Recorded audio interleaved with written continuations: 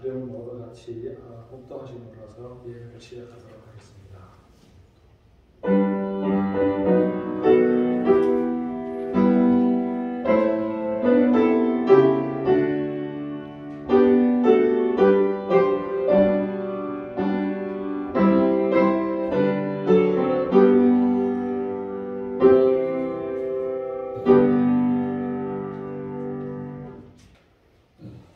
함께 기도하겠습니다.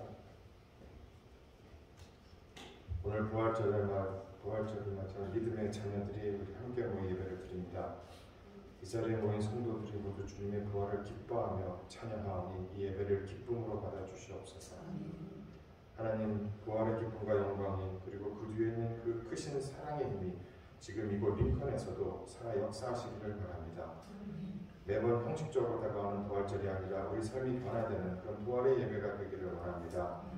과거의 어둠과 아픔과 슬픔과 절망의 상징이었던 무덤에서 이제는 나와서 열려진 문으로 보는 빛을 바라보게 하시고 회복의 소망을 갖게 하시며 사랑이 가득한 믿음의 길을 담대하게 갈 수 있도록 도와주시옵소서. 그리하여 진정한 부활의 아침을 맞이하고 상처받은 영혼이 회복될 수 있는 그런 삶이 되게 하여 주시옵소서. 아직도 과거의 어려운 가운데 있는 사람이 있다면 이제 예수님을 진정으로 만나게 하옵소서. 슬픔에 잠긴 여인들에게 그리고 두려움과 불안에 떠는 제자들에게 나타나셨던 것처럼 저희들에게도 임하시옵소서. 주님이 주시는 은혜로 희망과 소망을 가지고 한 걸음 한 걸음 앞으로 나아가기를 원하오니 주님 새로운 인생을 살아갈 수 있도록 도와주시옵소서. 하루의 삶 속에서 우리의 생각과 논리를 뛰어넘는 하나님의 크신 은혜를 체험할 수 있는 그런 하루하루가 되게 하여 주시옵소서. 링컨 교회를 축복하셔서 항상 좋은 곳으로 채워주신 하나님 감사를 드립니다. 링컨 한인교회가 사랑과 공의에 기반한 하나님 믿음의 공동체가 되기를 간절히 간구합니다. 상처가 치유될 수 있게 도와주시고 복음이 전파되고 서로를 섬기며 예수님 따라가는 믿음의 성숙이 있는 그런 교회가 되게 도와주시옵소서. 성도들마다 하나님을 의지하는 간절한 기도의 제목들이 있습니다. 응답받는 소망과 기쁨이 넘치게 하여 주시기를 원합니다. 병중에 혹은 어려움에 처한 성도들이 있습니다. 힘들고 고통스러운 아픔 중에서도 하나님의 선하심을 구하며 간절히 기도하고 있사오니 하나님께서 치유의 손을 펴주시사 건강이 속히 회복될 수 있는 그런 은혜를 내려 주시옵소서. 주님을 섬기는 가정마다 하나님의 말씀으로 화목하게 하시고 가족들이 주님의 사랑에 감사하며 복된 날을 살아갈 수 있도록 인도하여 주시옵소서.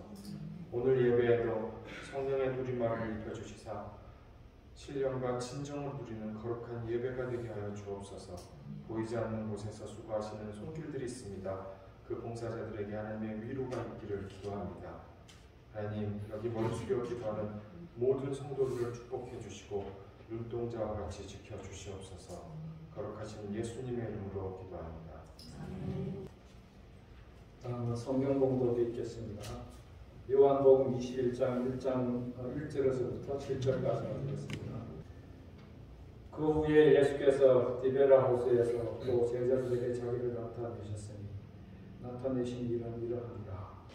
시몬 베드로와 디모데와 도마와 갈릴리 가나사 나나엘과 세베대야들과 또 다른 제자들이 있더니 시몬 베드로가 나는 물고기 잡으러 가노라 하니 그들이 우리도 함께 가겠다 하고 나가서 배려하고 갔으나 그날 밤에 아무것도 잡지 못하였더니 나의 생각에 예수께서 바닷가에 서셨으나 제자들이 예수이신 줄 알지 못하니라. 예수께서 이르시되 얘들아 너희에게 고기가 있느냐 대답하되 없나이다. 이르시되 그를 배 우편에 던지라. 배가 정리하시니 이에 던졌더니 물고기가 나와 물을 들 수 없었더라. 예수께서 사랑하시는 그 제자가 베드로에게 이르되 주님이시라 하니 시몬 베드로가 걷고 있다가 주님이 오르소서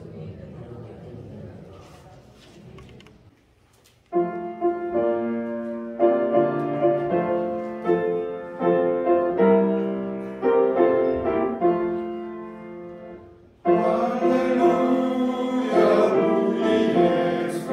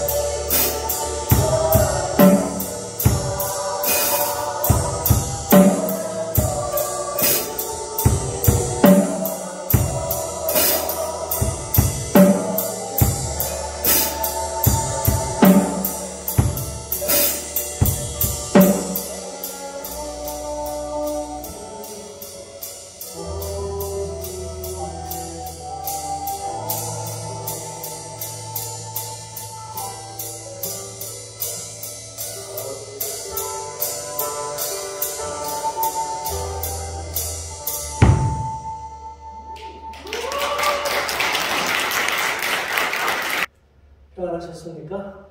네.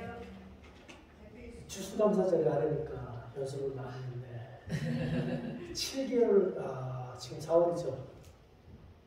6개월을 땡겼습니다. 하준이가 드럼을 배운다고 그러는데 추수감사를 할 때 독주를 한번 하라고 했더니 못 견디겠나 봐요. 추수감사절에는 더 잘할 것 같아요. 오늘 아주 굉장했습니다. 우리 남성교회 찬양을 들으면서 제가 잠시 생각이 좀 빠졌었습니다. 나도 설교할 때 저렇게 인상을 쓰고 있나? 제가 웃어보려고 노력을 좀 하겠습니다. 부활절이죠. 예수님께서 부활하시고 나서 제일 먼저 막달라 마리아를 만나셨어요. 막달라 마리아를 만나시고 그 후에 제자들을 만나주셨습니다. 그리고 엠마오로 가는 두 제자를 만나시고 그리고 다시 제자들이 다락방에 모여있을 때 그곳에 찾아오셔서 제자들을 다시 만났어요.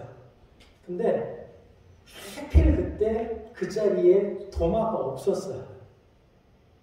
그러니까 없었던 도마가 뭐라고 그러냐면 야 우리가 부활하신 예수님을 만났다 그러자 도마가 뭐라고 그러냐면 못 믿겠다.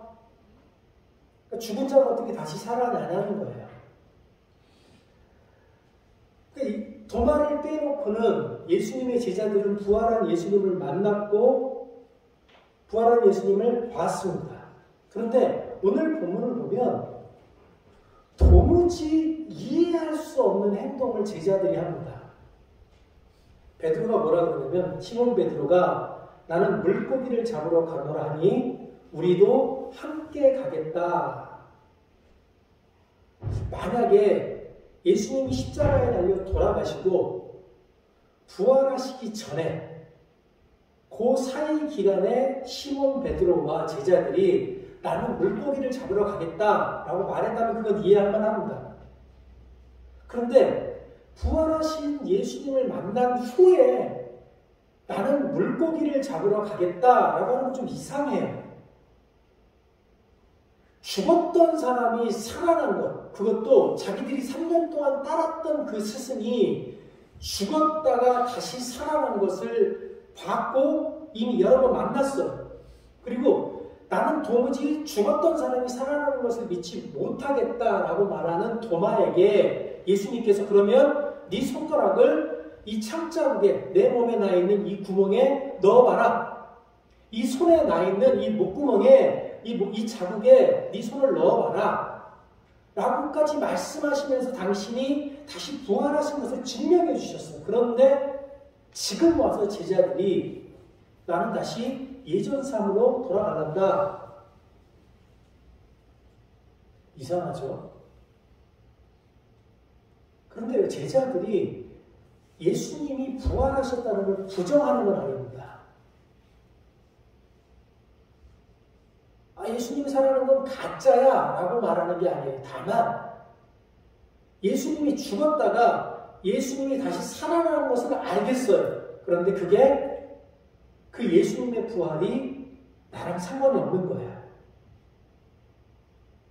예수님의 부활이 내 삶과 부조화를 이루고 있는 겁니다.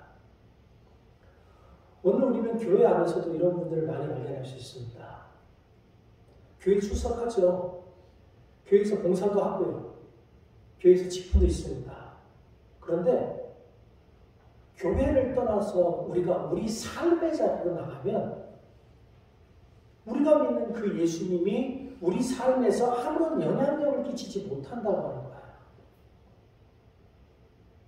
우리가 믿는 예수님이 우리가 교회 안에 있을 때만 의미가 있는 분이라는 거예요. 조금 다른 말로 하면 교회 밖에 나가면 세상 사람들이 사는 똑같은 방식으로 산다는 거예요. 속이고 비열하게 다리 걸고 모함하고 어떻게든 이기기 위해서 수단과 방법을 가리지 않고 우리가 교회에서 말하는 그 신앙이 교회 밖에서 우리 삶에 어떤 영향도 미치지 못한다고 하는 겁니다. 본문에서 예수님은 베드로를 시몬 베드로라고 부릅니다.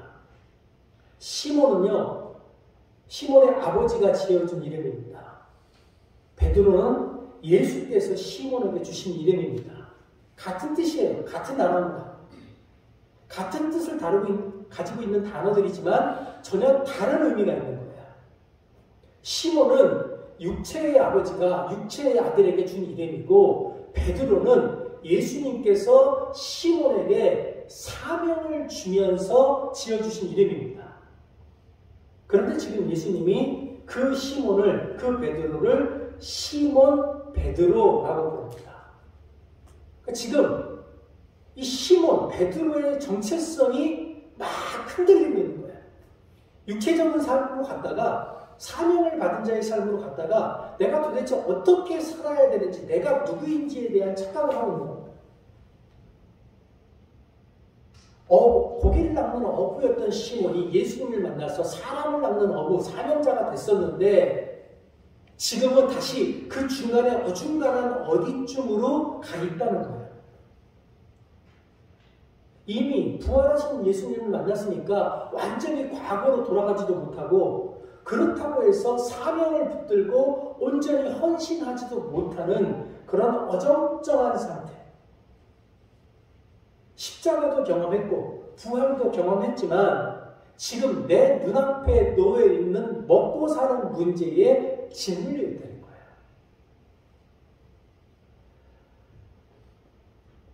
이걸 우리는 신앙의 위기라고 합니다. 부름받은 사람으로 살지도 못하고, 그렇다고 하나님을 부정하는 삶을 살지도 못하는 어정쩡한 삶을 사는 것. 하나님을 따른다고는 하지만 자꾸 세상이 내게 강요하는 방식이 더 중요하게 느껴지는 것. 하나님이 나를 구원하셨다는 것을 믿기는 하지만 그 구원이 내 삶에 그렇게 크게 기쁨으로 다가오지 않는 것. 시몬이 지금 그런 상태를 살고 있다는 겁니다. 왜 그럴까요? 왜 삶이 그렇게 어정쩡한 상태가 되었을까요? 베드로가 사명을 잃어버렸기 때문입니다. 사명의 부재가 베드로를 자꾸 과거로 끌고 가는 겁니다. 목표를 잃어버린 그들, 제자들은 좌표를 잃어버린 배처럼 바다 한가운데서 방황하고 있는 겁니다. 우리는 어떻습니까? 예수님이 부활하신 것을 믿습니까? 안 믿으시는구나. 우리는 교회 다니면서 끝도 없이 수도 없이 예수님이 부활하셨다고 들었어요. 그래서 우리가 생각하기에는 나는 예수님이 부활하셨다는 것을 믿는다고 생각합니다. 그걸 믿으니까 교회에 나오죠. 그걸 믿으니까 이 피곤한 주일날 교회에 나와서 헌금까지 하면서 예배에 참석을 하죠. 그런데 딱 거기까지 가는 거예요. 예수님을 믿는다고 말하지만 실제로 우리가 집중하는 것은 고기 잡는 거라는 거예요. 예수님을 믿는다고 말을 하지만 우리는 매일 하나님의 방식이 아닌 세상의 방식을 따르고 있다는 거예요. 이거를 교회 일 하지 않고 세상 일 하는데 시간을 많이 뺏긴다라고 받아들이시면 안 돼요. 우리가 세상에서 보내는 날이 주 5일, 주 6일입니다. 그러면 세상에서 하는 일에 우리의 시간이 많이 들어가는 것은 너무나 당연한 거예요. 그 일에 최선을 다하는 것도 너무나 당연한 겁니다. 내가 하는 일에서 남들에게 욕먹지 않고 남들에게 인정받기 위해 최선을 다하는 것도 당연한 겁니다. 제가 말씀드리는 건 방식에 관한 거예요. 우리가 그리스도의 방식을 따르고 있느냐, 세상의 방식을 따르고 있느냐. 우리는 세상의 방식을 따라서 최선을 다해서 그물을 던집니다. 그런데 최선을 다해서 그물을 던졌는데 우리가 생각했던 것만큼 물고기가 잘 잡히지 않아요. 그래서 우리가 한 노력만큼 우리가 많이 행복하지 않아요. 우리 링컨 교회에서 가장 행복한 사람이 누굴까요? 나 해나. 인컴교회에서 가장 행복한 사람은 해나입니다. 그 다음에 하준이고요. 나이가 들어갈수록 행복하지 않아요.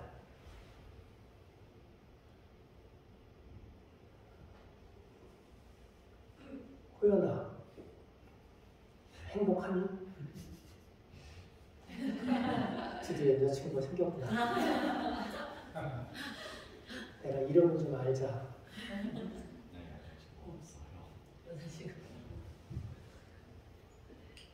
학교 다니면 행복한 날도 있고 슬픈 날도 있어요.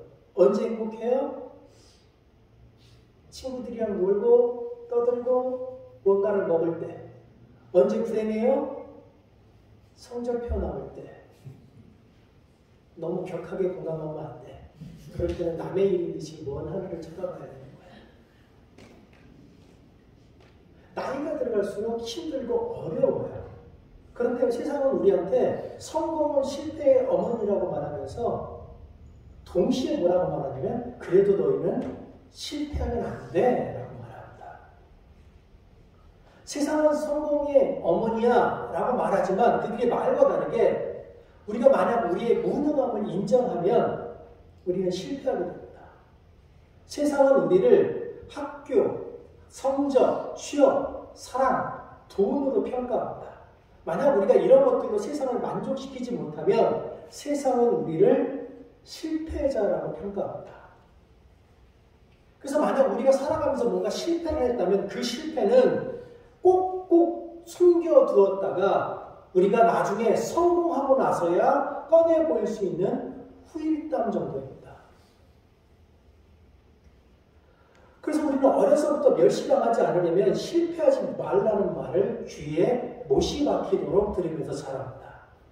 그런데 우리가 아무리 노력해도 세상에는요, 우리가 노력한 만큼 그에 걸맞는 보상이 우리 삶에 잘 주어지지 않습니다.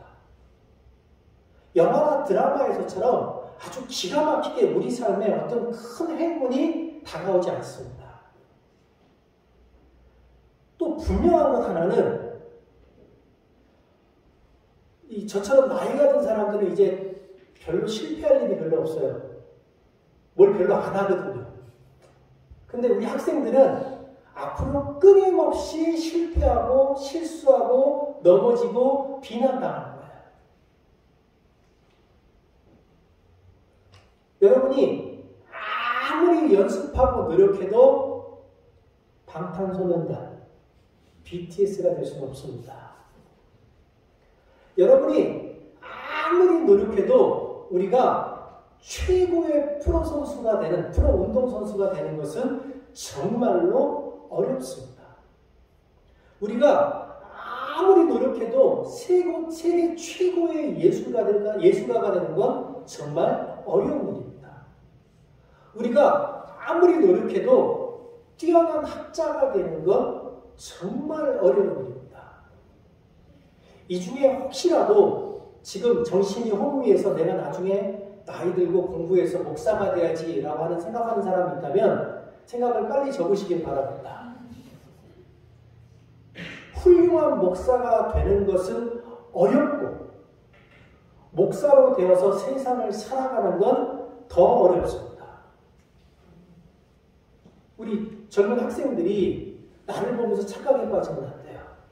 목사가 다 멋있는 건 아니에요.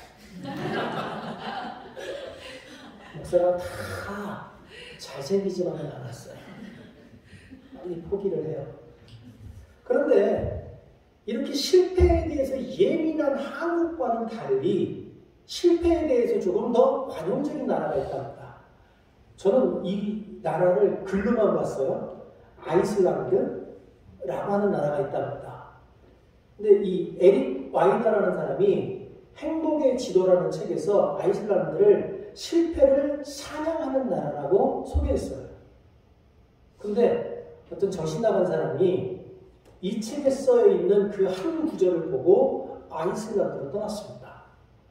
그 사람은 공사판, 식당, 과수원에서 일하면서 30년 동안 신춘문예, 글 써서 작품을 써서 당선되는 그런 것에 30년 동안 도전을 했다가 번번이 실패했던 50대의 작가 강은경이었습니다. 이분이 아이슬란드가 실패를 찬양하는 한 나라다라는 그 한글을 읽고 그 나라로 가서 아이슬란드가 아니었다면 이라고 하는 책을 썼는데 그 글에 이런 글이 나옵니다. 자신이야말로 패배자라고 여겼던 나는 되레 실패를 찬양한다는 말에 오랜 꿈을 졌고 아이슬란드로 떠났다.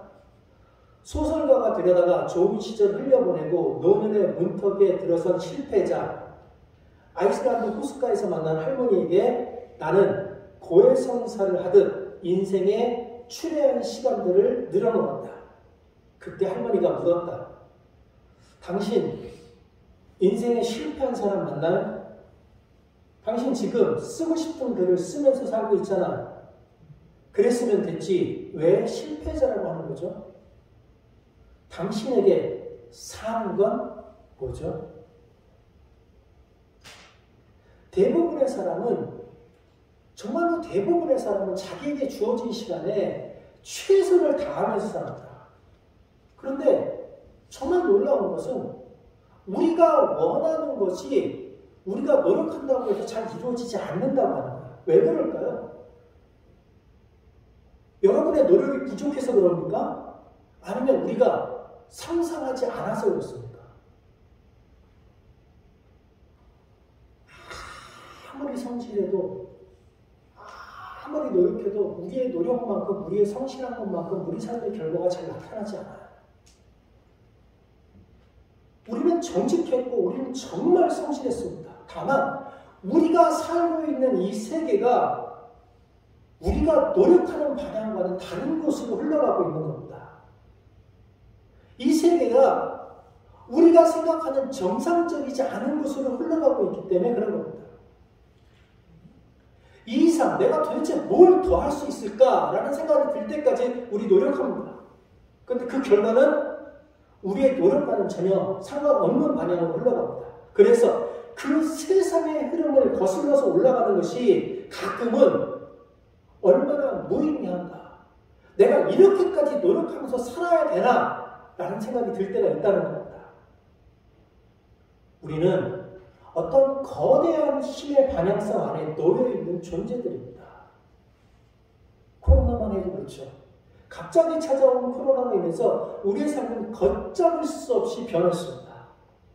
러시아 전쟁으로 인해서 도통 알 수 없는 상황이, 이 미래를 우리가 예상할 수 없는, 상상할 수 없는 상황이 되어버렸습니다.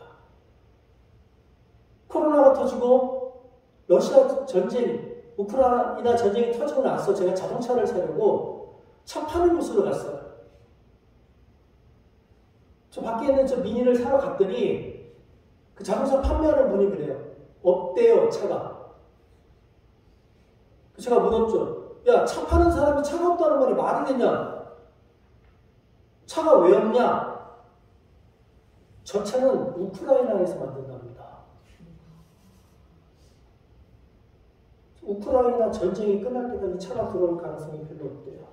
그러면서 저는 한다는 말이, 네가 만약 새 차를 원하면 먼저 돈을 내고 가. 근데 차를 언제 줄지는 잘 모르겠어. 그 사람들이 차를 안 팔고 싶었겠습니까? 그 사람들이 차를 팔기 위해서 노력하지 않았겠습니까?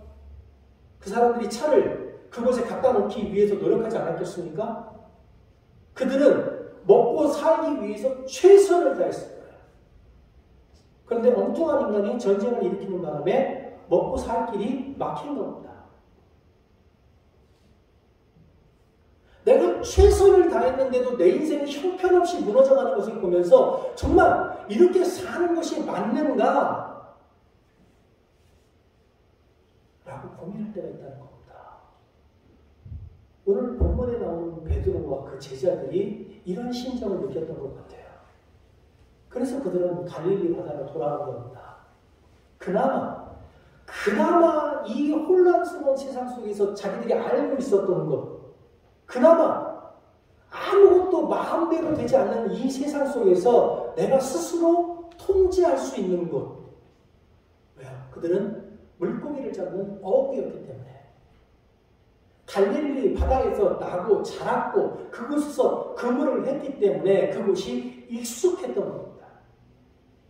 적어도 다른 것은 몰라도 적어도 갈릴리 바다만큼은 잘 알고 있었어요. 어느 전문가 못지않게 충분히 잘 알고 있었습니다. 그래서 그 혼란스러울 때, 그 마음이 잡히지 않을 때 갈릴리 바다로 돌아온 겁니다. 그런데 그날 밤 그 사람들은 아무것도 잡지 못했습니다. 우리 인생처럼 제자들은 그날 밤 빈손이었습니다. 성공을 위해서 수고했는데, 그물을 채우기 위해서 수고했는데 그들이 거둔 것은 없었습니다. 기대를 가지고 있었던 것만큼 실망과 상처가 그들의 삶을, 그리고 우리의 삶을 채웁니다. 노력의 대가로 우리는 좌절을 받습니다. 제자들도 그렇습니다. 그들은 아무것도 얻지 못한 채 아침을 맞았습니다. 밤새 수고했는데 결과가 아무것도 없습니다. 힘들고 지치고 짜증나는 상황입니다. 그런 제자들에게 예수님이 찾아오셨어요. 그리고 묻습니다. 얘들아, 너희에게 고기가 있느냐? 제자들이 대답합니다. 없나이다. 근데 여기서 예수님이 물어보시는 너희에게 고기가 있느냐라고 말씀하실 때 사용하신 단어가 되게 중요합니다. 이 물고기라는 단어가 일반적으로는 이투스라고 하는 단어를 사용합니다. 그 교회 다니시는 분들 중에 자동차 뒤에 이렇게 물고기 붙이고 다니시잖아요. 그 물고기를 이투스라고 합니다. 초대교회는 내가 그리스도인이다 그럴 경우에 잡혀서 죽는 경우가 허반사였기 때문에 내가 그리스도인이다 라는 말을 하지 못하고 물고기 모양의 나무들을 들고 다니다가 사람들 앞에서 조심스럽게 그걸 들어보이면 사람들이 아 너는 그리스도인이구나 라고 서로의 신분을 알아채는 시기가 있었어요. 이 이투스라는 말이 5단어로 5 알파벳으로 되어 있는데 이 예수스 크리스토스 데오스 휘오스 소리아테스 소테리아스라고 합니다. 예수 그리스도 하나님 아들, 그러니까 예수 그리스도 하나님의 아들 구세주라고 하는 말이에요. 그런데 예수님께서는 지금 제자들에게 물고기가 있느냐라고 물어보실 때 이투스라는 단어를 사용하지 않고 프로스파기온이라고 하는 단어를 씁니다. 이 프로스파기온이라고 하는 단어는 생선을 바로 잘라서 빵 사이에서 넣어서 먹을 수 있을 정도의 좋은 고기, 가치 있는 고기를 말합니다. 그러니까 예수님께서 지금 제자들에게 너희가 고기가 있느냐라고 물으실 때 뭐라고 물으시는 거냐면 너희가 지금 당장 너희를 먹여 살릴 수 있는 가치 있는 물고기가 있느냐라는 말씀을 하시는 겁니다. 이혜령 선생님께서 일본 교토에서 교수를 하던 시절에 관한 자신의 글을 나누셨는데 조금 길긴 하지만 한번 들어보시기 바랍니다. 어느 날 저녁 슈퍼에서 싸게 파는 특산품 쌀을 자루로 샀습니다. 택시로 가기에는 너무 가깝고 걷기에는 너무 먼 거리였습니다. 그런데 택시를 타면 쌀을 사게 된 산 의미가 없어지니까 걷기로 결정했습니다. 그런데 손에 든 쌀자루는 손에 들어도 어깨에 메어도 점점 무쇠처럼 무거워졌습니다. 그날따라 저녁에 빨리 땅거미가 졌고 시가지에서 올려다 보이는 산모퉁이 어둠 속에는 내 방 창문의 불빛밖에는 보이지 않았습니다. 그러다 문득 이상한 생각이 들었습니다. 도둑처럼 쌀자루를 쥐고 밤길을 걷고 있는 우스꽝스러운 모습이 내 눈앞에 떠올랐던 것입니다. 하지만 내 입에서 흘러나오는 소리는 분명 웃음소리가 아니라 한숨이었습니다. 평생 동안 무거운 짐을 걸머쥐고 비틀거리며 여기까지 자신의 발소리를 그제야 똑똑히 들을 수 있었던 겁니다. 그러나 등 뒤에서 오늘은 쌀자루의 무게보다도 더 참담했던 것은 내가 목표로 삼고 길을 쓰며 걸어가고 있는 그 창문의 불빛이었습니다. 별빛처럼 보이지만 그것은 희망의 별도, 동방박사를 인도하는 구원의 별도 아니었습니다. 윤동주 시인의 시 한 구절처럼 그건 분명 남의 나라 땅, 다다미 4조 반의 빈방, 기껏 살아있는 것이라고는 바퀴벌레밖에 없는 형광등 불빛이었던 것입니다. 조금 돈을 아끼겠다고 쌀 한 잔을 사고 그 먼 길을 걸어가며 한숨 나오는 것, 그것이 우리 인생이라는 말씀을 하고 있는 겁니다. 주님이 제자들에게 질문하셨던 것처럼 오늘 우리에게 질문하십니다. 너희에게 고기가 있느냐? 왜 그물질을 해야 되는지도 모른 채 그저 열심히만 하면 다 잘 될 것이라고 믿고 열심히 살아왔습니다. 진리에 대한 목마름 없이 그저 주어진 생에 최선을 다해서 살아가는 사람들에게 예수님께서 너희에게 물고기가 있느냐? 라고 물어보십니다. 찰스 핸디라고 하는 사람이 삶이 던지는 질문은 언제나 같다라는 책에서 다음과 같은 말을 합니다. 왜 우리는 아침마다 침대를 박차고 일어나야 하는가? 여러분 뭐라고 대답하시겠습니까? 베드로는 대답했습니다. 없나이다. 어쩌면 이것이 우리 대답일 수도 있습니다. 뭐가 문제입니까? 왜 살아야 되는지 모르면서 최선을 다해서 살고만 있다는 거예요. 지수야, 학교를 왜 가니? 아직 저학년이니까 덜 고민할 수 있어. 지훈아, 학교를 왜 다니니? 지금 학교를 다니는 목적이 뭐야? 그래, 좀 더 질문하면 우리 관계가 나빠질 테니까. 장로님, 애들을 왜 학교를 보내십니까?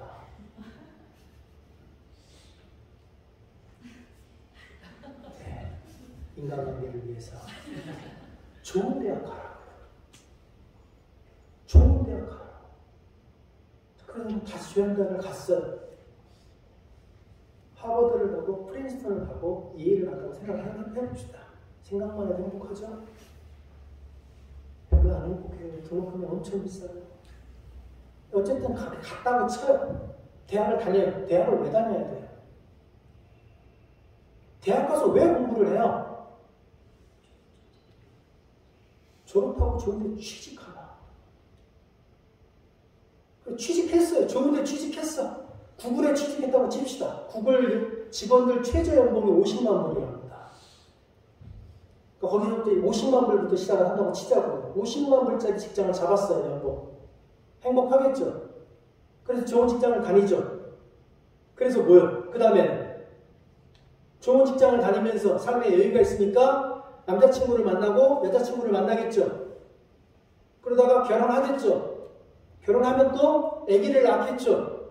아기를 낳으면 열심히 키우겠죠. 그러면서 나이가 들어가겠죠. 그러다 어느 날 은퇴를 하겠죠. 은퇴를 하고 그동안 벌어놓은 돈 갖고 살겠죠. 그리고요 죽겠죠. 다시 한번 질문합니다. 지훈아, 학교를 왜 갈까? 죽으려고. 우리가요, 내가 왜 공부하는지 생각하지 않으면, 내가 지금 이 일을 왜 하고 있는지 생각하지 않으면, 내가 지금 이 직장을 왜 다니고 있는지 생각하지 않으면, 내 삶의 의미가 무엇인지에 대해서 생각하지 않으면, 우리는 왜 살고 있는 거냐면, 죽으려고 사는 거예요. 우리 인생이 그래요. 열심히는 사는데 왜 사는지에 대한 확신이 없어요. 베드로와 제자들이 그날 밤 배에 올라와서 그물질을 했어요. 열심히 했습니다. 밤새 했어요. 조금도 쉬지 않고 밤새 그물질을 했어요. 그런데 아무것도 못 건졌습니다.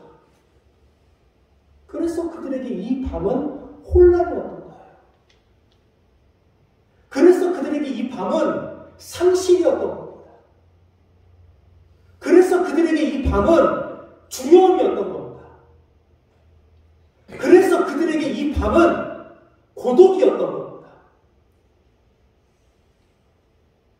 그렇게 혼란스럽고 상실감을 느끼고 두려움을 느끼고 고독해하는 제자들에게 날이 밝을 때 예수님이 찾아오십니다. 밤이 맞도록 이슬을 맞으며 수고했지만 아무것도 얻은 것이 없는 그 제자들에게 그 어둠의 시간을 뚫고 예수님이 찾아오십니다. 상실과 혼란과 두려움과 고독의 시간을 보내고 있던 제자들에게 예수님이 소망과 기쁨으로 다가오십니다. 제자들에게 예수님이 다가오신 후 제자들의 인생이 새로 시작되고 있었던 겁니다. 예수님이 제자들에게 말씀하십니다. 그물을 배 오른편에 던지라. 그리하면 잡으리라. 이 부분에서 그리스도인들이 참 많은 은혜를 받아요. 방향의 전환. 나쁘지 않죠, 해석이? 그동안 우리가 추구했던 것이 의미 없었는데 하나님께서 원하시는 방향으로 돌아서면 은혜를 받는다. 나쁘지 않은 해석이에요. 그동안 우리가 가지고 왔던 삶을 바라보는 관점을 하나님 안에서 좀 바꾸면 행복해질 것이다. 나쁘지 않은 해석입니다. 그런데 오늘 본문은 이 이야기를 하고 싶은 게 아니에요. 여러분 잘 생각해 보세요. 제자들이 밤새 그물질을 했어요. 근데 이 제자들이 돌대가리가 아닌 이상은 왼쪽에만 던지지는 않았을 거예요. 왼쪽에 그물을 던지다가 안 잡히면 오른쪽에도 던졌을 거고, 오른쪽에도 던지다 안 잡히면 배 뒤편에도 던졌을 거고, 배를 옮겨서 여기저기 던져봤을 겁니다. 그런데 안 잡힌 거예요. 제자들이 노력하지 않았기 때문에 그들이 아무것도 잡지 못한 게 아닙니다. 제자들이 안 던져본 곳에 예수님께서 지금 던지라고 하는 게 아니에요. 그래서 본문에 나오는 단어가 중요합니다. 5절에 제자들에게 물고기가 있느냐 라고 물으실 때 있느냐라고 하는 단어를 에코라고 하는 단어를 쓰셨어요. 가지다, 소유하다. 그런데 6절에서 물고기를 잡으리라 라고 말씀하실 때는 후리스코라고 하는 단어를 봐요. 이게 인지하다, 발견하다라는 뜻입니다. 뭐예요? 예수님은 지금 제자들에게 소유에 관한 말씀을 하시는 게 아니에요. 인지하는 삶의 이유를 발견할 것이다. 존재에 관한 말씀을 하시는 겁니다. 그들의 재산 상태에 관해서 말하는 게 아니고 그들의 삶의 본질적인 문제에 관해서 얘기를 하시는 거예요. 지금까지 너희가 살아왔던 방식이 정말 행복했느냐? 아니지 않느냐? 그렇다면 삶의 행복을 찾아야 되지 않겠냐라고 말씀하시는 겁니다. 그런 제자들이 예수님 말씀대로 그물을 오른편에 던졌습니다. 그러자 그물이 찢어지도록 물고기가 잡혔답니다. 보통 우리는 여기서 신앙이 멈춰요. 예수님 믿고 복 받았으니까 이 정도면 충분하다는 거예요. 그리고 간증합니다. 내가 참 힘들게 살았는데, 내가 건강이 안 좋았는데, 내가 삶에 문제가 있었는데 기도하고 금식하고 헌금하고 교회에서 봉사 열심히 했더니 주께서 복 주셨다. 여기에 충분히 만족하고 여기서 멈춰버린다는 거예요. 그런데 그리스도인의 삶의 목적, 예수 그리스도께서 우리를 부르신 목적은 거기까지가 아니에요. 7절에 왜 예수님이 우리를 부르셨는지가 나옵니다. 주님께서 사랑하시는 그 제자가 요한을 말합니다. 베드로에게 이르되 주님이시라 하니, 요한이 제일 처음으로 그분이 우리에게 그물을 오른편에 던지라고 하는 분이 예수님인 걸 알아봤어요. 그래서 주님이시라 라고 말하니 시몬 베드로가 벗고 있다가 주님이시라 하는 말을 듣고 겉옷을 들은 후에 바다에 뛰어내립니다.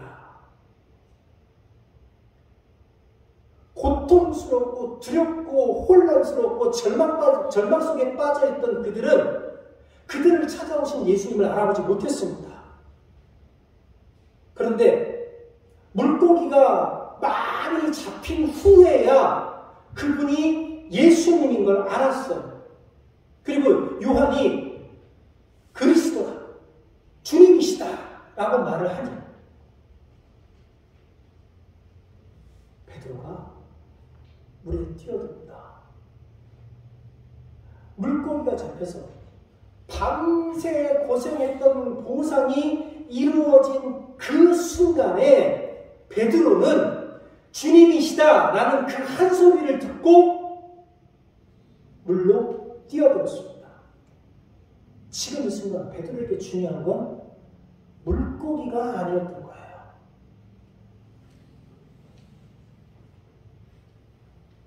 베드로는 오랜 시간 수고해서 내가 이루어낸 이 성공에 취하지 않았습니다. 그는 그 성공을 뒤로 하고 주님께로 뛰어갔습니다. 이영 선생님 책 중에 지성에서 영성으로 하는 책이 있습니다. 이 책에 이런 글이 나옵니다. 절망해보지 않은 사람은 절대로 영성을 얻을 수 없습니다. 자기 파괴라는 극적인 경험 없이는 영성을 갖기가 힘듭니다. 그래서 세속적으로 편안한 사람은 하나님을 받아들이기 힘들지요. 이 땅에는 빛뿐만 아니라 어둠도 필요합니다. 하나님은 빛과 어둠이 합쳐진 그레이전, 회색지대 이 궁창에서 만물을 창조하셨습니다.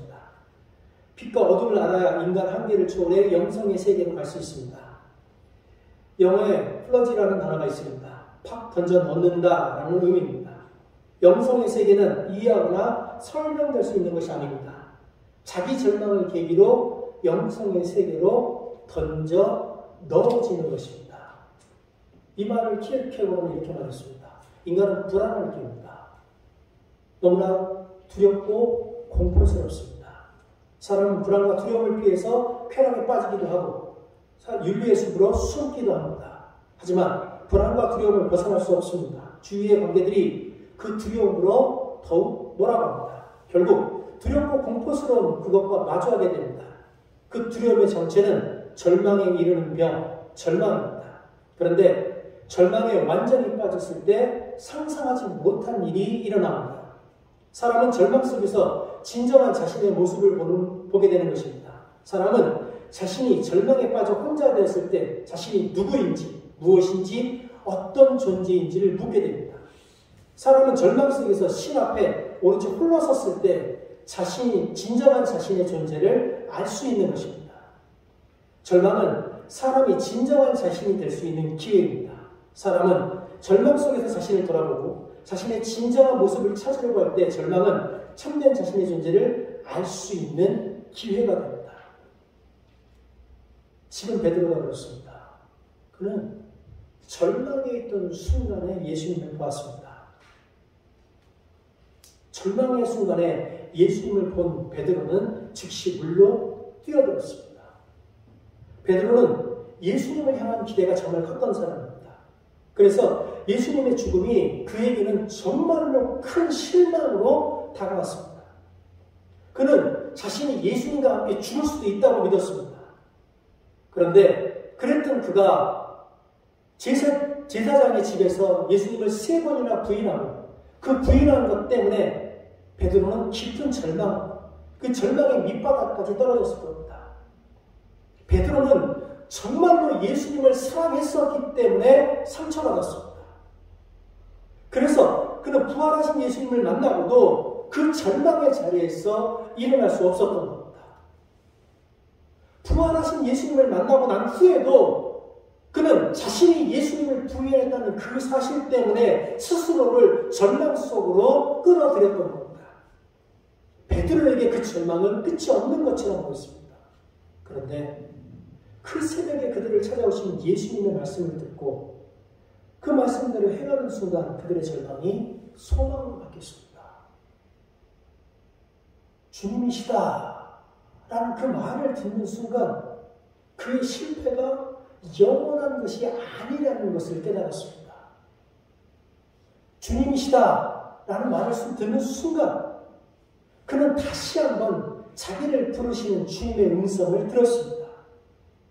주님과 함께 걷는다면 우리의 실패는 곧 신앙이라는 사실을 베드로는 그 새벽에 깨달았던 겁니다. 오늘 이 자리에 있는 우리도 베드로와 같은 경험을 가질 수 있습니다. 우리가 최선을 다했음에도 실패를 경험할 수 있습니다. 우리가 많이 기도했는데도 불구하고 극복되지 않는 아픔이 있을 수 있습니다. 하나님을 섬기고자 교회에 나왔는데 그 교회에서 상처를 받을 수 있습니다. 어쩌면 지금도 교회 안에서 상처를 받고 있을 수 있습니다. 어쩌면 내가 아무리 노력해도 내 삶이, 이 교회가 이 세상에 변하지 않을 것이라는 그 좌절감에 짓눌려 있을 수도 있습니다. 그러나 우리가 꼭 기억해야 하는 것이 있습니다. 성경은 우리가 꿈꾸는 것이 죄라고 말하지 않습니다. 다만 성경은 우리가 최선을 다했을 때 하나님께서 그 꿈을 이루어 줄 것이라고도 말하지 않습니다. 성경은 다만 우리에게 천지를 창조하신 그 하나님을 믿으라고, 우리를 위해 십자가에 달려 돌아가셨던 그 예수님을 믿으라고, 무덤에서 죽음을 이기고 부활하신 그 예수님을 믿으라고, 지금도 우리와 동행하시는 그 성령님의 말씀을 들으라고 말씀할 뿐입니다. 성경은 단 한 번도 우리가 하나님을 믿고 하나님과 동행하면 우리 삶에 있는 어려운 문제들이 저절로 해결될 것이라고 말하지 않습니다. 다만 성경은 우리가 하나님과 함께 그 어려운 현실을 견디고 이기기 위해서 노력할 때 하나님이 우리와 함께 하신다고 말씀하십니다.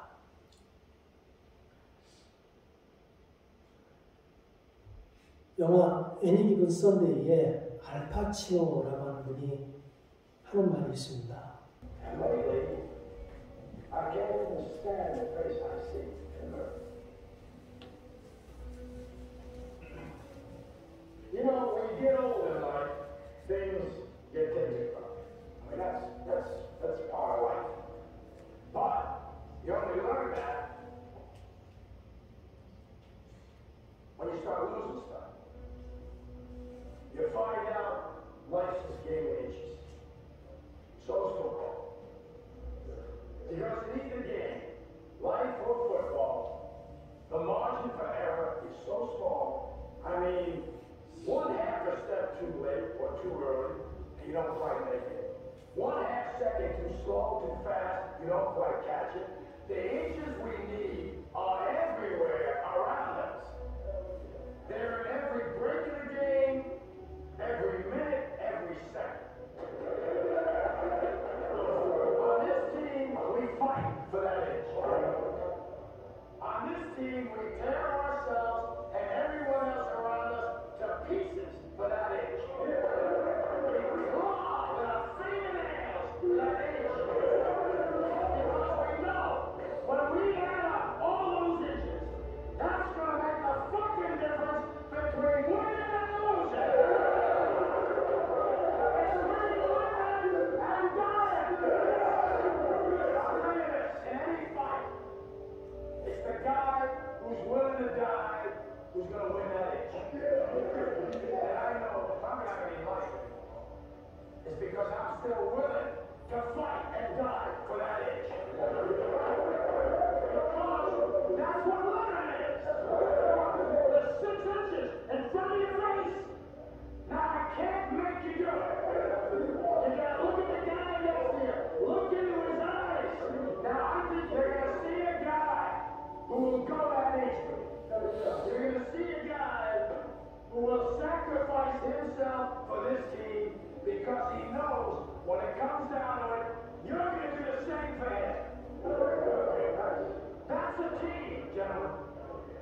And either we heal now as a team, or we will die as individuals. That's football, guys. 선수들이 하고 있는 이 게임은 그날 하루에 끝납니다. What are you gonna do? 그러나 우리가 살아가는 삶은 이제 꺼주셔도 돼요. 우리가 살아가는 삶은 매일 반복됩니다.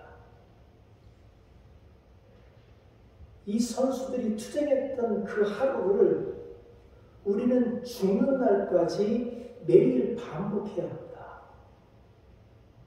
우리는 매 순간, 매 시간, 매일, 매달, 매년 이 투쟁을 반복해야 합니다. 우리는 그 투쟁을 통해서, 그 반복되는 투쟁을 통해서 세상의 사람들에게 하나님의 나라를 증명해야 합니다. 하나님의 나라는 우리가 매 순간 내딛는 그 한 걸음을 통해서 사람들에게 보여질 겁니다. 하나님의 나라는 우리가 삶의 자리에서 믿음을 지킬 때 사람들에게 보여질 겁니다. 우리가 당하는 어떤 어려움에도 굴복하지 않고 어떤 불의에도 물러나지 않으면서 우리 인생을 살아갈 때 하나님의 나라는 이 땅에 드러날 것입니다. 우리가 어떤 고난에도 포기하지 않고 믿음의 삶을 살아내다 보면 어느 특별한 날에는 하나님 나라에서 살고 있는 우리 자신을 발견하게 될 겁니다. 그 길을 우리가 함께 가는 겁니다.